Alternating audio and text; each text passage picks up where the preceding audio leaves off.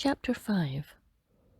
Now let me sing to my well-beloved a song of my beloved regarding his vineyard. My well-beloved has a vineyard on a very fruitful hill. He dug it up and cleared out its stones and planted it with the choicest vine. He built a tower in its midst and also made a winepress in it.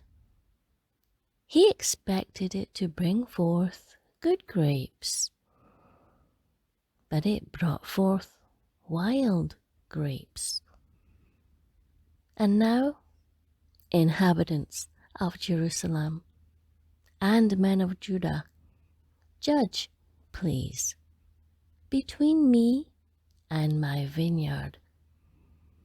What more could have been done to my vineyard that I have not done in it? Why then, when I expected it to bring forth good grapes, did it bring forth wild grapes? And now, please let me tell you what I will do to my vineyard. I will take away its hedge, and it shall be burned, and break down its walls, and it shall be trampled down.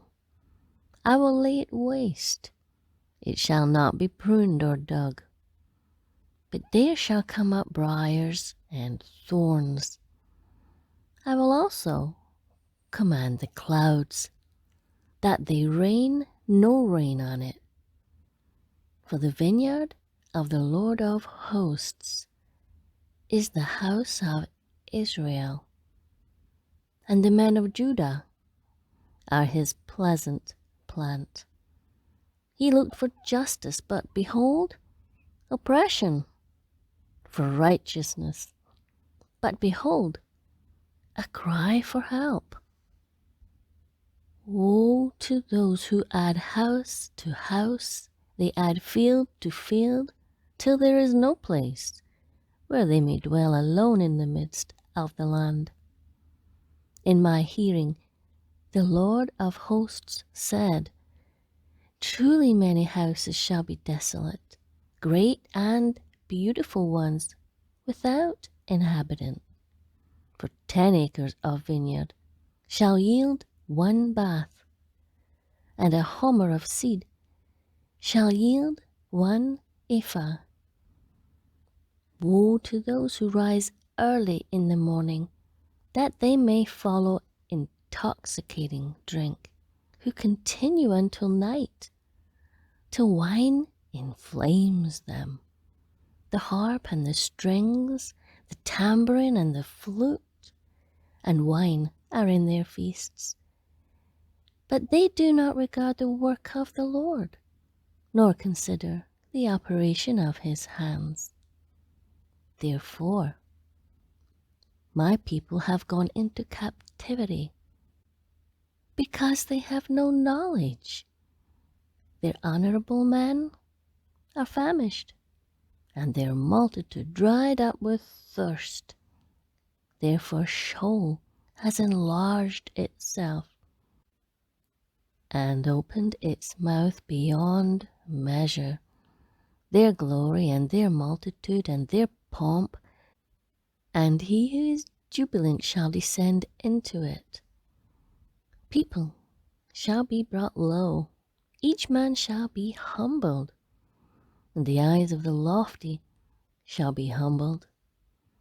But the Lord of hosts shall be exalted in judgment, and God, who is holy, shall be hallowed in righteousness. Then the lambs shall feed in their pasture, and in the waste places of the fat ones strangers shall eat. Woe to those who draw iniquity with cords of vanity, and sin as if with a cart rope, that say, let him make speed and hasten his work, that we may see it. And let the counsel of the Holy One of Israel draw near and come, that we may know it.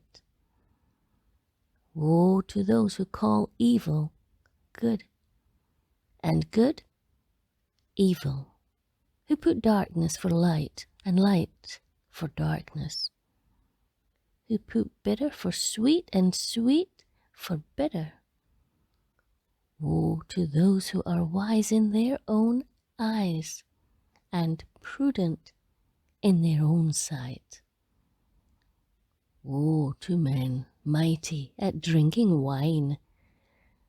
Woe to men valiant for mixing intoxicating drink, who justify the wicked for a bribe and take away justice from the righteous man. Therefore, as the fire devours the stubble and the flame consumes the chaff, so their root will be as rottenness, and their blossom will ascend like dust, because they have rejected the law of the Lord of hosts, and despised the word of the Holy One of Israel. Therefore, the anger of the Lord is aroused against his people. He has stretched out his hand against them and stricken them. And the hills trembled. Their carcasses were as refuse in the midst of the streets. For all this, his anger is not turned away, but his hand is stretched out still. He will lift up a banner to the nations from afar. He will whistle to them from the end of the earth. Surely they shall come with speed, swiftly. No one will be weary or stumble among them.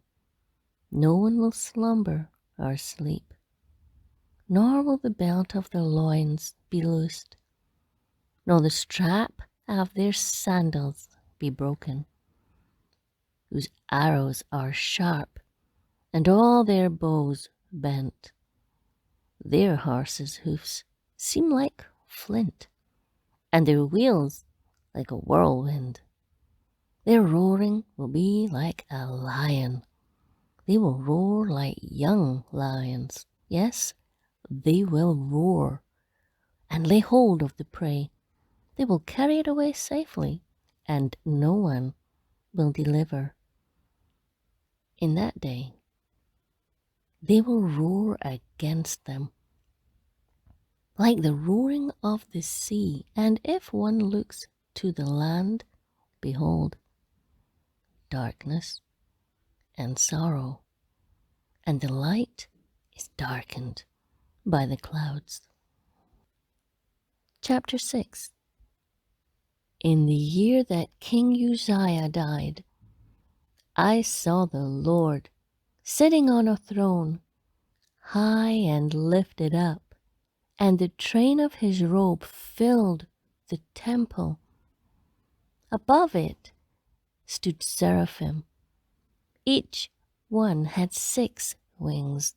With 2 he covered his face, with 2 he covered his feet, and with 2 he flew. And one cried to another and said, Holy, holy, holy is the Lord of hosts.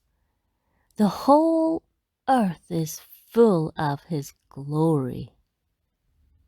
And the posts of the door were shaken by the voice of him who cried out, and the house was filled with smoke. So I said, Woe is me, for I am undone, because I am a man of unclean lips, and I dwell in the midst of a people of unclean lips. For my eyes have seen the King, the Lord of hosts. Then one of the seraphim flew to me, having in his hand a live coal, which he had taken with the tongs from the altar, and he touched my mouth with it, and said, Behold, this has touched your lips. Your iniquity is taken away, your sin purged. Also I heard the voice of the Lord, saying, Whom shall I send? And who will go for us? Then I said, Here I am, send me. And he said, Go and tell the people, keep on hearing, but do not understand. Keep on seeing, but do not perceive. Make the heart of this people dull, and their ears heavy, and shut their eyes, lest they see with their eyes, and hear with their ears, and understand with their heart, and turn, and be healed. Then I said, Lord, how long? And he answered, Until the cities are laid waste and without inhabitant. The houses are without a man.